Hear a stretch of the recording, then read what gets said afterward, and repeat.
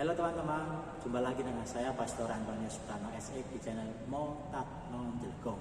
Pada hari ini saya ingin mengajak Anda semua untuk berjalan-jalan atau berziarah ke gereja Santo Petrus Klaver Bukit Tinggi, khususnya untuk mengetahui sejarah tentang patung yang di belakang saya ini. Ini namanya patung Bunda Maria Fatima Ratu Rosario yang amat suci.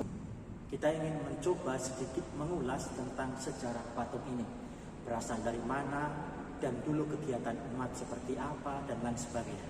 Yuk ikuti saya terus sampai akhir supaya kita mengetahui sejarah tentang patung ini.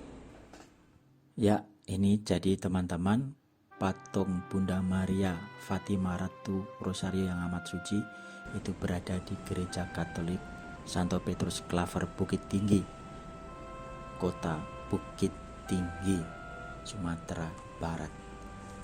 Jadi ini adalah posisi patung terakhir atau saat ini berada di sebelah kanan altar jika dilihat dari bangku umat. Sebagai informasi untuk kita semuanya, bahwasanya umat paroki di Bukit Tinggi itu sekitaran 1.500-an jiwa yang terbagi beberapa suku. Ada suku Batak, ada suku Tionghoa, Jawa, Nias, dan mungkin juga masih ada yang lain. Jadi ini sebelah kanan dari tangan Bunda Maria, yakni tepatnya di kelingking, itu hilang. Hilangnya itu waktu terjadi gempa tahun 2009, gempa Padang, dan dicari tetapi tidak ditemukan pula. Makanya tetap dibiarkan sampai saat ini.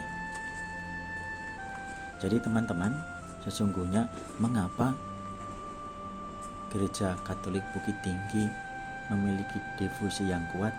Karena pada tanggal 3 Oktober 1954 Gereja Bukit Tinggi ditetapkan menjadi tempat peziarahan untuk Keuskupan Padang, dan patung Bunda Maria ini didatangkan secara khusus dari Ortielli, Italia Utara.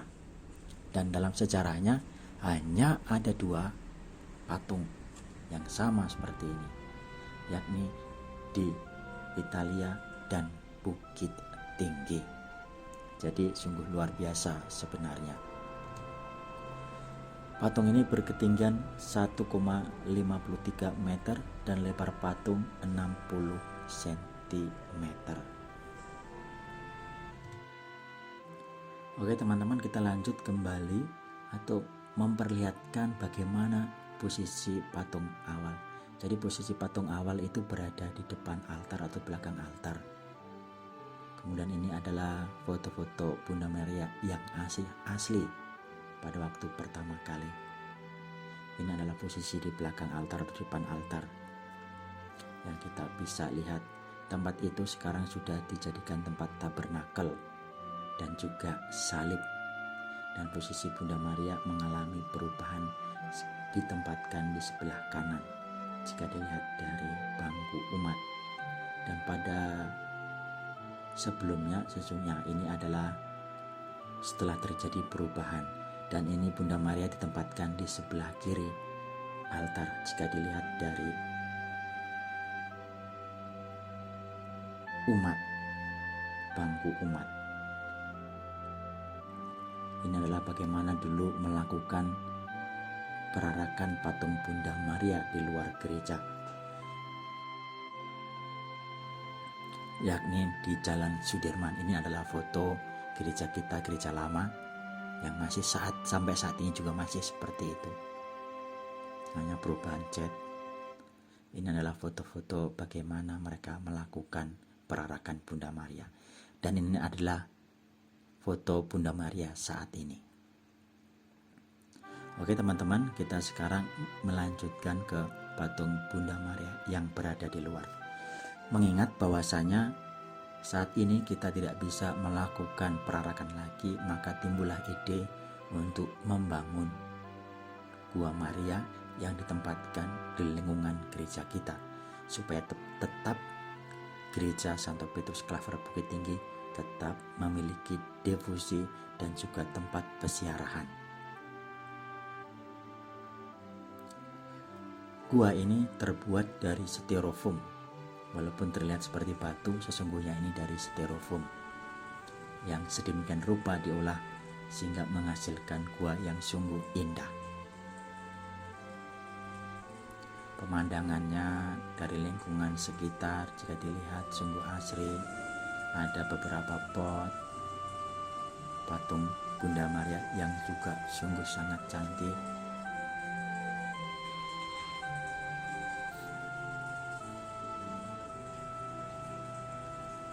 Patung ini lebih besar jika dibandingkan dengan patung yang di dalam.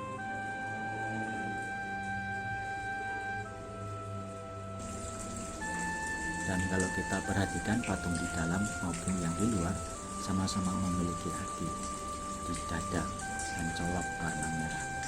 Gambar hati ini mempunyai makna bahwasanya Bunda Maria memberikan hatinya untuk kita, anak-anaknya, agar tetap setia mengimani ajaran Yesus Kristus, Sang Putra.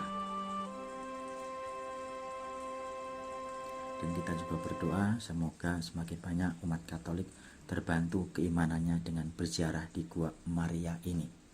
Kita pun juga berharap bagi mereka orang Katolik yang datang ke Bukit Tinggi untuk mau berziarah dan berdoa di sini. Ini jadi salah satu keunikan dari Gua Maria, karena di kanan kiri ada lubang ventilasi udara. Tujuannya selain itu supaya juga terlihat dari kanan dan kiri, karena kita hanya memiliki lahan yang sempit untuk membangun Gua Maria ini. Kemudian kalau kita perhatikan juga di kanan kiri ada pohon atau tanaman, kemudian ada juga kolam ikan yang diisi dengan beberapa ekor ikan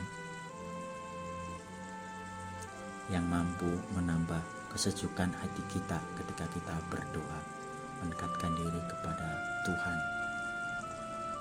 Karena bagaimanapun juga suasana alam, keadaan sekitar kita juga akan mendukung bagaimana kita berelasi dengan Tuhan. Ya teman-teman, jadi ini juga ada mahkota Bunda Maria dengan 7 batu akik. Jadi di sini angka 7 ini mempunyai makna ke-7 sakramen dan 7 duka Bunda Maria dalam mengikuti Yesus.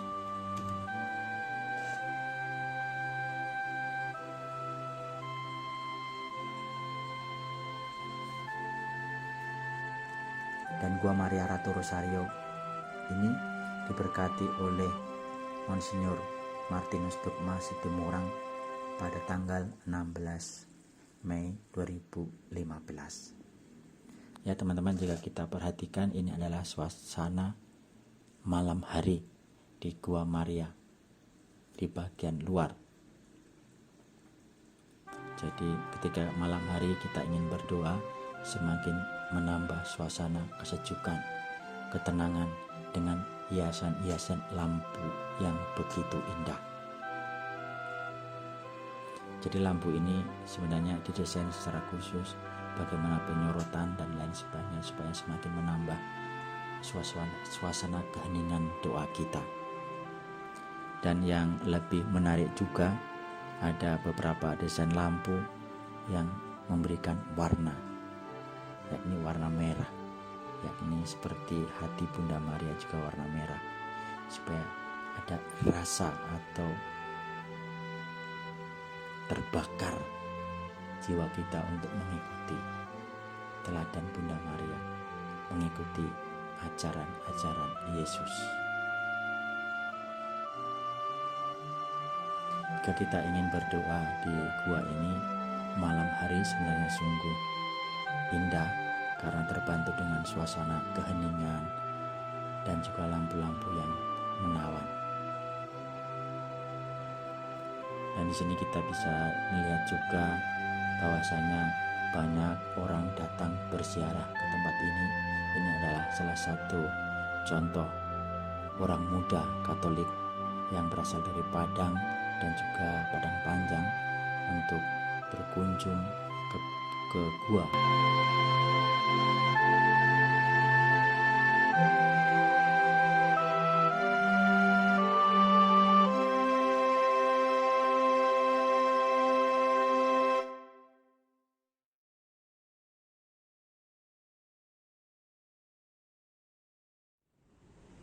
Ya, teman-teman, itu adalah bagaimana sejarah cerita tentang patung Bunda Maria ini. Kita berharap juga umat kita yang ada di Bukit Tinggi dan sekitarnya, dan khususnya kita semua yang datang ke gereja ini melakukan ziarah, doa dan sebagainya, sedikit demi sedikit semakin menjadi manusia yang baik, semakin menjadi manusia yang beriman. Kita melakukan persiaran bersama dengan Bunda Maria dan akhirnya sampai di mana yang seharusnya semestinya, sebagaimana Yesus telah berjanji bahwa di rumah Bapaknya banyak tempat, dan Ia telah mendahului kita untuk menyiapkan tempat bagi kita. Salam damai, terima kasih banyak untuk Anda semua yang telah melihat. Semoga iman kita semakin berkembang, semakin mengimani Yesus dan berkarya untuk Tuhan di dalam kehidupan kita sehari-hari. Tuhan memberkati kita semuanya. Salam jumpa.